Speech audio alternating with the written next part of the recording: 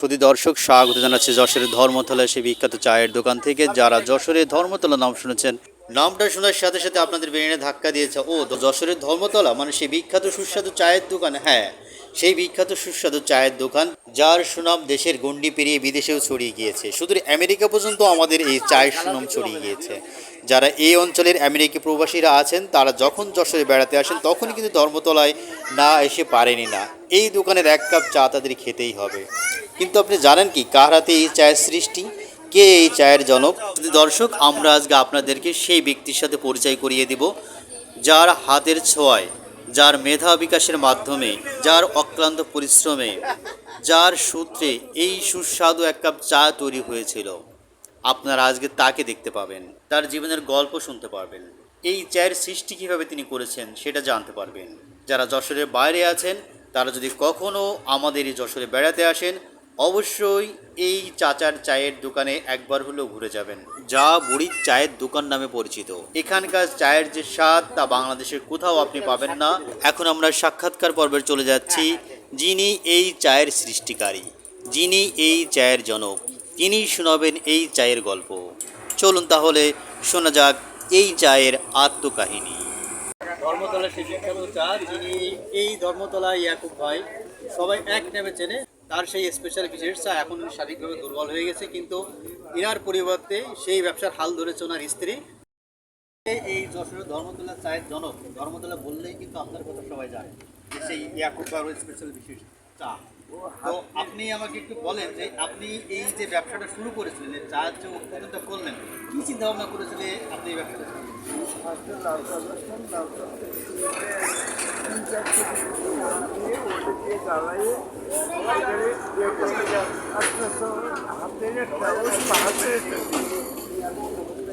আপনার হাতে যে জাদু আছে, আপনার কিন্তু এই চাতে আমি খেয়ে বুঝতে পারছি। আর আসলে মনে হয় আগের থেকে আরও অনেক ভালো ছিল। আর আপনার যে স্পেশাল দুধের চার জন্য কিন্তু বাংলাদেশের বিভিন্ন প্রান্তে আপনার নাম ছড়িয়ে গেছে। শুধু বাংলাদেশ না, শুধু বাংলাদেশের বাইরে, শুধু আমেরিকা পর্যন্ত আপনার এই চায়ের সুনাম ছড়িয়ে গেছে। তো আপনি কত সাল থেকে এখান থেকে চা ব্যবসা করছেন? তাও আমার দাদার মধ্যে 20-22 বছর হয়ে গেছে। এই চায়ের ব্যবসা করে আপনি আপনার কি কি স্বপ্ন করবেন? এমনি কিছু করিনি, ওই দেখা যাচ্ছে খেয়ে দিয়ে দেখা যাচ্ছে এইসব সুস্থ আছে।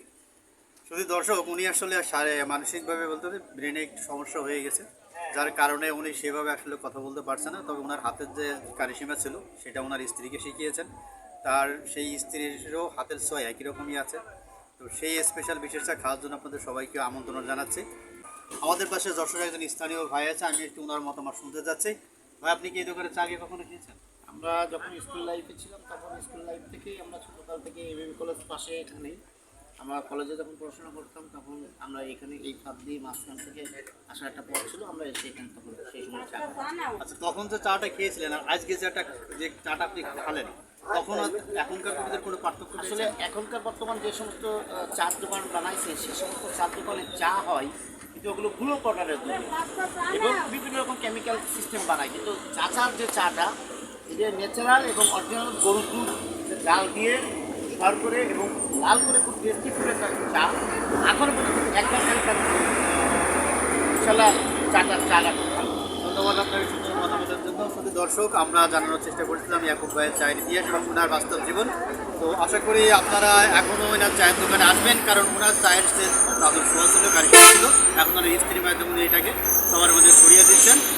আমার হাজব্যান্ডের পরিবর্তনে আমি এটা পরিচালনা করছি। আমরা এখন আরেকজন ক্ষেত্রে সাক্ষাৎকার নিব, যিনি আইন পেশার সাথে জড়িত আছেন। দীর্ঘদিন ধরে তিনি এই দোকানের একজন নিয়মিত কাস্টমার। আমার নাম জিল্লু, আমার বাসা খড়কি। আমি পেশায় একজন আইনজীবী।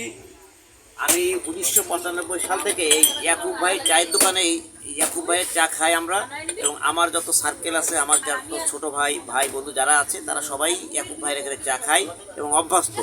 আর ইয়াকুব ভাই এই যশোর ধর্মতলায় প্রথম এই দুধ চায়ের উদ্বোধক উনিই, এবং আমরা এই ইয়াকুব ভাইয়ের পরে অনেক দোকান হয়েছে, কিন্তু আসলে ইয়াকুব ভাইয়ের মতো স্বাদ আমরা পাই না।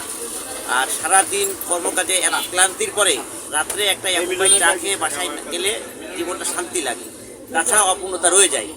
কিন্তু ইয়াকুব ভাইয়ের কালোর বিবর্তনে ইয়াকুব ভাই অনেক অসুস্থ, যে কারণে ভাবি নিজেই এখন হাল ধরেছে, ভাবি নিজেই চা বানাই। তবে আমরা ওই একই রকম অবস্থায়, ইয়াকুব ভাইয়ের চা আর ভাবির চা একই রকম অবস্থায় আছে, কোনো পরিবর্তন নেই। কিন্তু ইয়াকুব ভাই এই সাজেস্ট সে বসে থাকে, সেই দেখাই দেয় যেভাবে তৈরি করে সেভাবে আমরা ইয়াকুব ভাই চা খেয়ে অভ্যস্ত।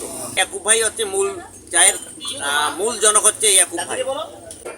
আর যেহেতু ইয়াকুব ভাই ব্যক্তিগতভাবে নিজে অসুস্থ, এখন ভাবি দায়িত্ব নিয়েছে দোকানের, এই জন্য ভাবি চালাই। যে কারণে আমরা ভাবিকে সহযোগিতা করি, যত বেশি পারি কম বেশি আমরা সবাইকে বলি যে এই দোকানে এসে চা খান। এখন তো এখানে অনেকগুলো চায়ের দোকান আছে, হ্যাঁ, তার থেকে আমাদের ইয়াকুব ভাইয়ের থেকে সম্পূর্ণ ভিন্ন এবং বিভিন্ন জায়গায় বিভিন্ন রকম চায়ের তারা তো প্রফেশনাল ব্যবসায়ী হয়ে গেছে, কিন্তু ইয়াকুব ভাইয়ের ভিতরে প্রফেশনাল না। ইয়াকুব ভাইয়ের কথা হচ্ছে যে আমি নির্দিষ্ট টাইমে চা তৈরি করি, আমার নির্দিষ্ট যারা কাস্টমারকে তারাই আসবে, যে কারণে উনি কখনো ওই আর্টিফিশিয়াল চা বানান না। ধন্যবাদ আপনার মূল্যবান মতামতের জন্য।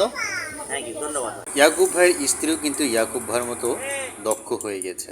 ইয়াকুব ভাই বসে থেকে সাজেশনের মাধ্যমে এই চাগুলো ওনাকে দিয়ে তৈরি করায় এবং কাস্টমারকে পরিবেশন করে।